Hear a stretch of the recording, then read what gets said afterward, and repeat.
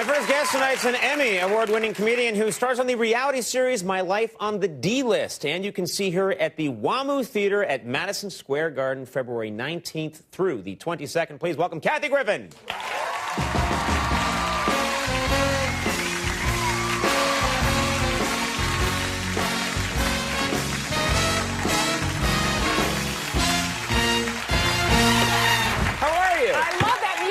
Very nice. Yes, stripper music. Yeah. Well, it reminds me of the last time I saw you, which was on a Broadway theater. Yes. In the very fun, although rather ill-fated Rosie Live. Yeah, Rosie O'Donnell had an experiment, which is to try a live kind of variety show. Right. And she called a few people and said, would you help me out? And so I think we showed up. We didn't know what to expect. And you were there backstage. I was there, and it was the weirdest backstage I've ever been in, but it was fun. But if you remember, it wasn't like a fancy TV studio like this. They don't have that kind of cash.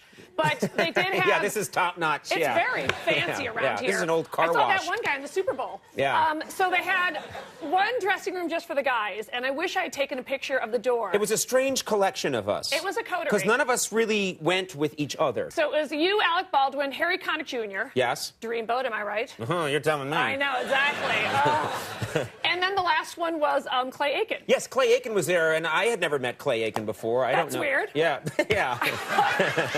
Well, that one time, yeah. But now, okay, let me ask you about Clay Aiken, because I had heard that there's kind of bad blood between you and Clay Aiken. Yes. You show up at this event, he's there. Right. How did you deal with that? Well, I thought he was hateful. Now, look, and I say that in a very loving, pro-gay way.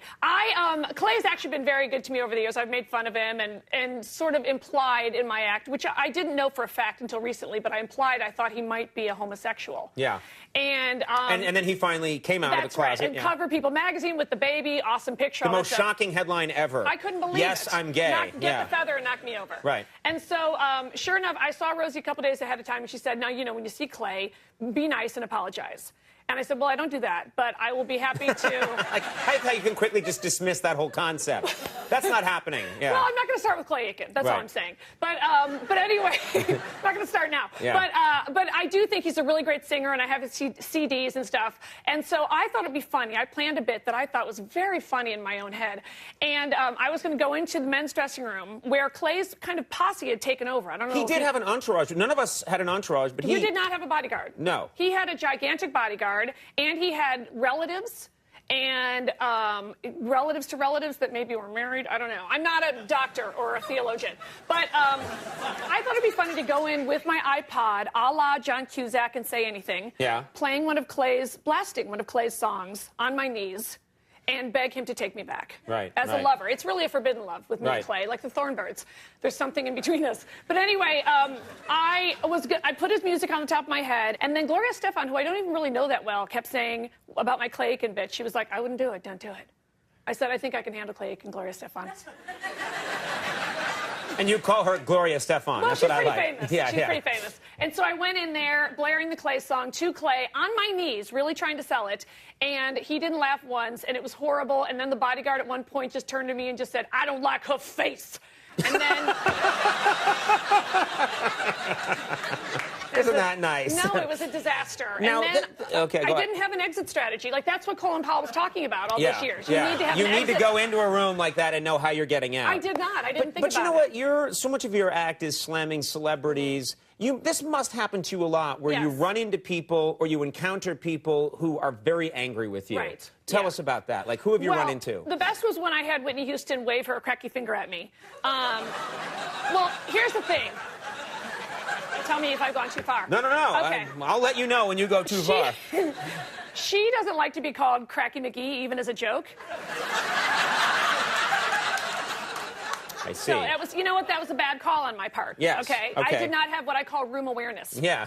Also, Renee Zellweger didn't think it was funny to be called a sweaty, puffy coke-whore. You know how you call your friends nicknames? Yes, you know, like, hey, what's up, sweaty, puffy coke-whore, like that? Just a way, if you forget their name, like you know where to go to. Like an endearment or a greeting, that sort of thing. Yes. So she didn't care for that. Although she did a very great stealth thing where she sent me this beautiful bouquet of flowers, and she wrote, warmest wishes, Renee Zellweger, which is to me scarier than Whitney, like, doing this stuff, you know what I mean? Because that way, that's it's like an old school mafia move. Yeah. It's sort of creepy and scary. Like, Right. oh, congratulations, or Don't smell these flowers too close. Exactly, yeah. Exactly. I'm sure they're laced with something.